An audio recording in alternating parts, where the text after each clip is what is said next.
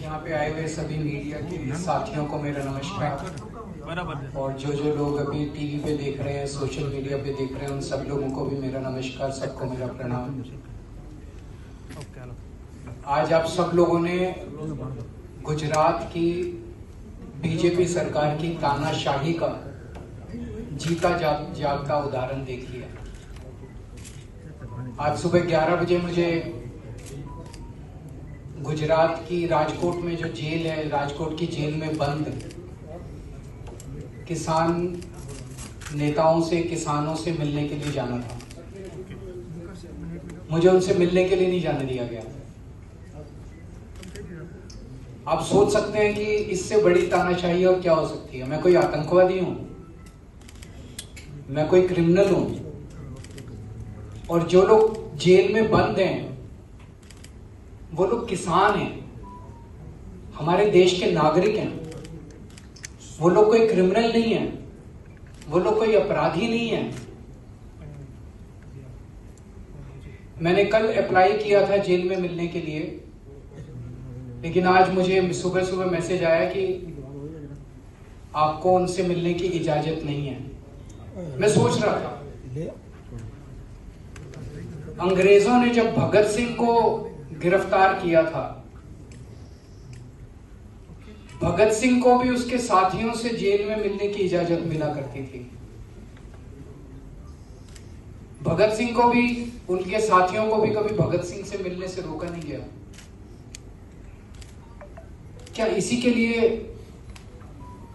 हमारे स्वतंत्रता सेनानियों ने लड़ाई लड़ी थी आजादी की कि एक दिन ऐसी सरकार आएगी जो कि अंग्रेजों से भी ज्यादा बदतर होगी, अंग्रेजों से भी ज्यादा क्रूर होगी, अंग्रेजों से भी ज्यादा अत्याचारी होगी।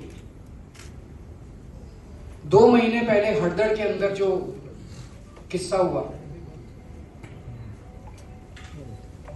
किसान, आज गुजरात एक खेती प्रधान देश है। बहुत से लोग, 50% से ज्यादा लोग किसानी के ऊपर अपना जीवन यापन करते हैं। 54 लाख किसान परिवार गुजरात के अंदर किसानी पे अपना जीवन यापन करते हैं। आज किसानों का बुरा हाल है, किसान बहुत दुखी हैं। ना बीज मिलता है, खाद के लिए लंबी लंबी लाइनें लगी पड़ी हैं जगह जगह, बहुत ज्यादा मशक्कत करनी पड़ती है, लड़ाई झगड़े होते हैं। कर्जा प्रथा के खिलाफ हड़दड़ में जब 2 महीने पहले इकट्ठे हुए किसानों को पूरे दाम नहीं मिलते, अपने फसलों के दाम नहीं मिलते। कुछ लोग उनके साथ नाइंसाफी करते हैं, अन्याय करते हैं। किसानों को 1500 के अंदर डील होती है, 1200 रुपए देते हैं।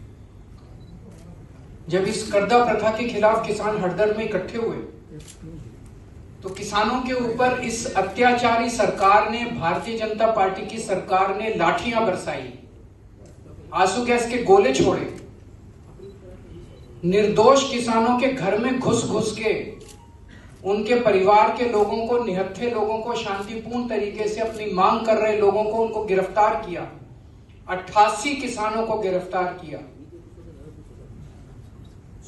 फर्जी मुकदमे किए, फर्जी एफआईआर किए। 2 महीने से वो किसान जेल में हैं। उनमें से 42 की बेल हो गई है, बाकी लोगों की बेल एप्लीकेशन है। और जिस दिन बेल की सुनवाई होती है उस दिन पुलिस वाले नहीं पहुंचते कोर्ट में। तो जानबूझ के, इसका मतलब जानबूझ के आप उनको, उनका मनोबल तोड़ना चाहते हो। तो आज किसान दुखी है पूरी तरह से। कल मैं उन किसान परिवारों से मिला जिनके बच्चे या तो जेल में हैं या जेल से छूट गए। उनकी कहानियां सुनिए, सुन के आपको रोना आएगा। उन्होंने बताया कि पहले 24 घंटे जब उनको गिरफ्तार किया गया, उनको 24 घंटे तक पीने का पानी नहीं दिया गया, उनको खाने के लिए कुछ नहीं दिया गया। पुलिस के अंदर उनकी पिटाई की गई। क्या चाहती है बीजेपी? उनका मनोबल तोड़ना चाहती है। मैं इन्हें कहना चाहता हूं, भगवान से डरो। एक दिन रावण को भी बहुत घमंड हुआ था, कंस को भी बहुत घमंड हुआ था, जो अहंकार आज बीजेपी को दिखाई दे रहा है। कल मैं उन परिवारों से मिला, मैं उन्हें सलाम करता हूं, उन परिवारों को, कि पूरे प्रेशर के बावजूद वो मेरे से मिलने के लिए आए। उनके ऊपर खूब प्रेशर बनाया गया कि केजरीवाल से मिलने के लिए नहीं जाना, नहीं तो ये कर देंगे, वो कर देंगे। लेकिन मैं कहना चाहता हूं, गुजरात की जनता खड़ी हो रही है। एक तरफ किसान दुखी है, दूसरी तरफ किसानों के बच्चे, किसान ब्याज पे लोन लेके अपने बच्चों को पढ़ाता है। मैंने कई वीडियो देखे हैं गुजरात के बच्चों के, कई कई लाख रुपए का लोन लेता है, बच्चों को शहर भेजता है, सूरत भेजता है, अहमदाबाद भेजता है, कोचिंग कराता है, पढ़ाता है, और पढ़ने के बाद फिर पेपर लीक हो जाता है। जब पेपर देने की बारी आती है पेपर लीक हो जाते हैं। बच्चों को रोते हुए देखा है कि सर 3 साल से हम पढ़ाई कर रहे थे, कोचिंग कर रहे थे, इतना पैसा लिया मेरे पिताजी ने, लेकिन अब पेपर लीक हो गया, अब अगला पेपर पता नहीं कब होगा। इनसे पेपर नहीं कराया जाता। पेपर लीक कराने वाले कौन है? इन्हीं के लोग हैं। बच्चे बेरोजगार घूम रहे हैं, इनसे रोजगार नहीं दिया जा रहा, पेपर लीक हो रहे हैं, तो बच्चों को बर्बाद कर दिया। अब वो बच्चे अपनी आवाज ना उठाएं, इसलिए पूरे गुजरात के अंदर ड्रग्स बेची जा रही हैं।